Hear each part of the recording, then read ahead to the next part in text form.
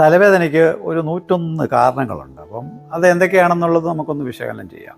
അപ്പോൾ എല്ലാ കാരണങ്ങളും പറയാൻ പറ്റില്ല, പക്ഷേ ജനങ്ങളുടെ അറിവിലേക്ക് പ്രധാനപ്പെട്ട കുറച്ച് കാരണങ്ങൾ. അപ്പം അത് പ്രത്യേകിച്ചും ക്രേനിയൽ കോസ്, നമ്മൾ തലയോട്ടിയുമായിട്ട് ബന്ധപ്പെട്ടിരിക്കുന്നത് തലയോട്ടിക്ക് അകത്തുള്ളത്, തലയോട്ടിക്ക് പുറത്തുള്ളത്.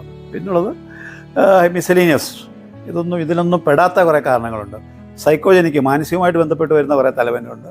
പിന്നുള്ളത് BP കൂടിയിട്ട് ഹൈപ്പർടെൻസീവായിട്ടുള്ള പേഷ്യൻസ് ഉണ്ടാകുന്ന തലവേദന. അതിൽ ഈ ക്രേനിയൽ കോസസ് എന്നൊന്ന് വളരെ ഇമ്പോർട്ടൻ്റ് ആണ്. നമുക്കറിയാം അത് പിന്നെ നമുക്ക് കുറേ ഏത് അവയവം എടുത്തു കഴിഞ്ഞാൽ അത് മസിൽസ് ഉണ്ടാവും, നെർവ്സ് ഉണ്ടാവും, രക്തക്കൊഴലുകളുണ്ട്, ബ്ലഡ് വെസൽസ്, വെയിൻസും ആർട്ടറീസും. അപ്പം ഇതിൻ്റെയൊക്കെ വീക്കം കൊണ്ട് ഇൻഫ്ലമേഷനും ഇൻഫെക്ഷനും ഇഞ്ചുറിയും കൊണ്ടും ഈ പറയുന്ന രീതിയിൽ നമ്മൾ ഈ ക്രേനിയൽ കോസിനകത്ത് വരുന്ന തലവേദനയുടെ കാരണമാകാറുണ്ട്. പ്രത്യേകിച്ചും ടെമ്പറൽ ആർട്ടറി, അത് നമ്മുടെ തലയോട്ടിയുമായിട്ട് ബന്ധപ്പെട്ട് പുറത്തുള്ള ഒരു രക്തക്കുഴലാണ്. അതിലുണ്ടാകുന്ന ഏറ്റക്കുറച്ചുകൾ, പിന്നെ പ്രഷർ കൂടിയിട്ടുണ്ടാകുന്നു, കുറഞ്ഞിട്ടുണ്ടാകുന്നു, ഒക്കെ തലവേദനയ്ക്ക് കാരണമാകാറുണ്ട്.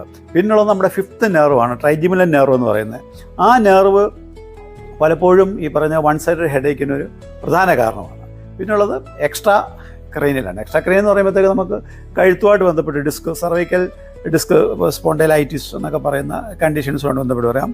മറ്റ് ജോയിൻസ്, ടെമ്പറോമാൻഡിബുലർ ജോയിൻറ്റ്, അതല്ലെങ്കിൽ കഴുത്തിലെ മറ്റ് ജോയിൻസും ആയിട്ട് ബന്ധപ്പെട്ടിട്ടും ഈ പറയുന്നത് വേദന വരാൻ ചാൻസ് ഉള്ളതാണ്. പിന്നെ ഒക്കുലാർ കോസ്, കണ്ണുമായിട്ട് ബന്ധപ്പെട്ട്, കണ്ണിൻ്റെ പ്രഷറുമായിട്ട് ബന്ധപ്പെട്ട്, കണ്ണിൻ്റെ അസുഖങ്ങളുമായിട്ട് ബന്ധപ്പെട്ട് വരാം.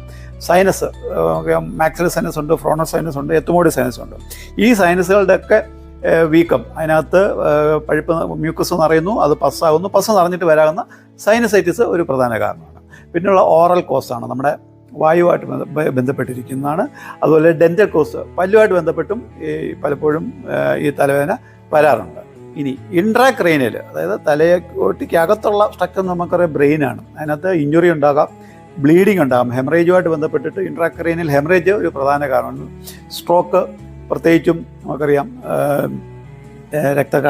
കട്ട പിടിച്ച് വരുന്ന അവസ്ഥയിൽ, അതുപോലെ തന്നെ അതിനകത്തുള്ള സ്റ്റീനോസിസ്, രക്തം കുറഞ്ഞിട്ട് വരുന്ന അവസ്ഥയിലും വരാം.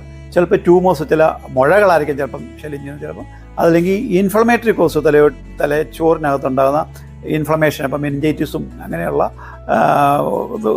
രീതിയിലുള്ള കാരണങ്ങളും ഉണ്ടാകാറുണ്ട്. സൈക്കോജനിക് എന്ന് പറയുമ്പം സ്ട്രെസ് കൊണ്ടുണ്ടാകാം, ഡിപ്രഷൻ കൊണ്ടുണ്ടാകാം, അല്ലെങ്കിൽ മാനസികമായിട്ടുള്ള സമ്മർദ്ദം കൊണ്ടുണ്ടാകുന്ന തലവേദന വേറൊരു കാരണമാണ്. പിന്നെ മിസലേനിയസ് എന്ന് പറയുമ്പോൾ നമുക്കറിയാം, ഇപ്പം മദ്യപിക്കുന്ന ആൾക്കാർക്ക് ഹാങ് ഓവർ ഹെഡേക്ക് വരും. മോഷൻ സിക്നസ്, യാത്ര ചെയ്യുമ്പോഴത്തേക്ക് പലപ്പോഴും ഛർദിലും തലവേദനയും വരാറുണ്ട്. അതിന് മോഷൻ സിക്നസ് എന്ന് പറയുന്നത്. കോഫി കുടിക്കുന്നവർക്ക് കഫീൻ വിഡ്രോവൽ സിംറ്റമായിട്ട് നമുക്ക് ഗ്യാസ്ട്രിക് ഹെഡേക്ക് എന്നുള്ള രീതിയിൽ